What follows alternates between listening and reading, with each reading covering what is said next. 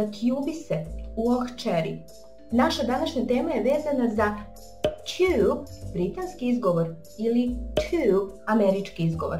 Ako vas zanima šta tube znači u ovom kontekstu, kao i u reči YouTube, ostanite do kraja sa mnom. Pozdrav, moje ime je Daniela, na mom kanalu možete pronaći sadržaj koji je interaktivan, drugačiji i na osnovu kog možete da učite engleski na jedan malo drugačiji način. Ako vam se to dopada, razmislite da se pretplatite na moj kanal. Ako vam se dopada tema ovog videa, lajkujte.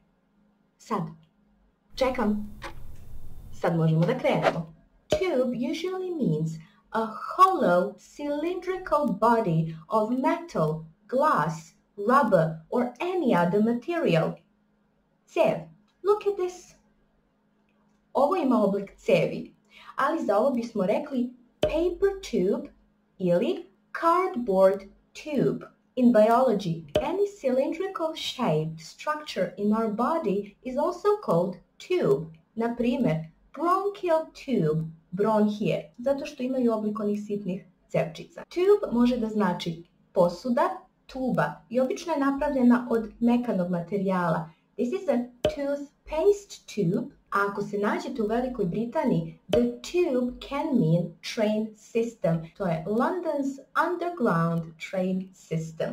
I got the tube to Camden Town. Ili let's get the tube. I sada dolazimo do teme sa početka videa, a to je naziv ovog ovde pića. Otišla sam na njihov sajt i pročitala šta kažu za ovaj njihov nov brand. Kažu da je to njihov najmlađi brand koji se odlikuje moćnim ukusom i atraktivnim dizajnom flaše u obliku cevke. I tu dolazimo do onog značenja reči tube. Dakle, iskoristili su u potpunosti značenje te reči i napravili su flašu da izgleda baš tako. U obliku je neke cevke.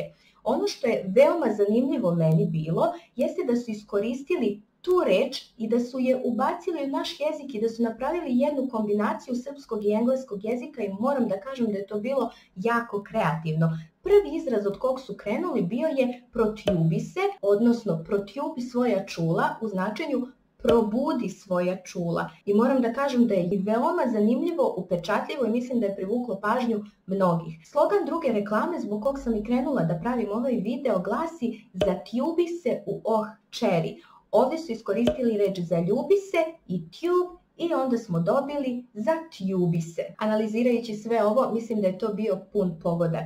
Također, u jednom od svojih prethodnih videa govorila sam o tome kako skraćenice sve više zauzimaju mesto u našem životu, posebno kada se radi o dopisivanju koje je sve prisutnije jer ne želimo da gubimo vreme na kucanje čitavih reči. Ono što su oni uradili je da su iskoristili to be or not to be na jedan kreativan način kako bi se približili našim najmlađim generacijama. I evo ovdje možete da vidite kako to zvuči i glasi. To bi bilo nešto kao tube, or to be, or not to be, or something like that, ili nešto tome slično. Jedino što mi malo smeta u toj reklami je zatjubi se u cherry, baš taj izraz koji često čujem i na časovima od svojih đaka. U engleskom ne kažemo već je au, iu i neki od mojih sljedećih videa će biti na tu temu, ali ko sam ja da sudim o tome, svakako jedan jako kreativan postupak ove firme. Sada dolazimo do teme YouTube. Imajući u vidu sva ova značenja reči tube, hajde da razmislimo šta bi ova reč mogla da znači u ovoj reči YouTube. Za početak, hajmo samo da kažemo šta je YouTube. YouTube je prostor na kojem možete da objavljujete svoje snimke ili da gledate snimke onih koji su ih već tu postavili. Neretko ih koriste organizacije i kompanije kako bi promovisali svoje proizvode, dok je većina sadržaj koji kreiraju amateri. Pokriva skoro sve aspekte života, počev od podučavanja, video igara, zabave, muzike itd.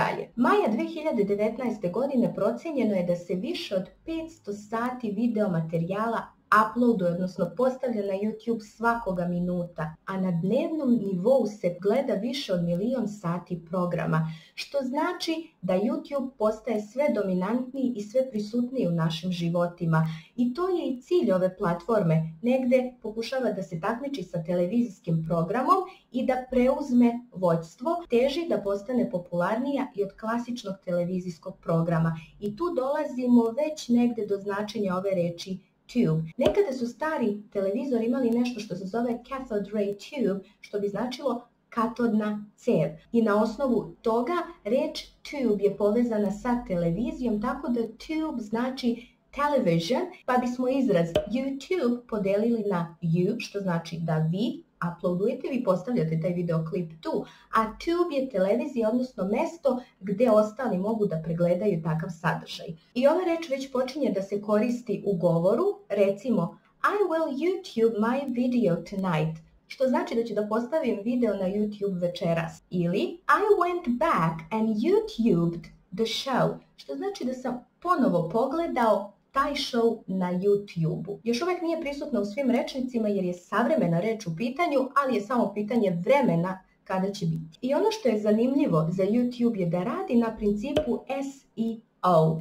Već sam govorila o inicijalizmima u mom prethodnom videu i ostavit ću vam link do njega ako vas zanima šta su inicijalizmi. A SEO je skraćenica od Search Engine Optimization, što znači da radi na principu pretraživanja keywords, ključnih reči. I primetili ste sigurno da kada tražite neki sadržaj, vi ukucate šta vas zanima, a onda se pojavljuju videoklipovi gde imate po neku reč ili čak čitave sintagme onoga što ste vi ukucali. Da kreirate sadržaj koji morate da nazovete određenim imenom, gde će ljudi da pretražuju i da nađu ono što njih zanima. Baš tako funkcioniše i Google koji je vlasnik YouTube-a. Nadam se da ste danas naučili sva značenja reči tube. Isto tako, nadam se da ste shvatili na koje sve načine možete da proširujete rečnički fond. Dakle, tražite što kreativnije načine, analizirajte sve ono što vidite, čujete. Ako vam se video dopao, molim vas like. A ako vam se dopada učenje engleskog jezika na ovakav način,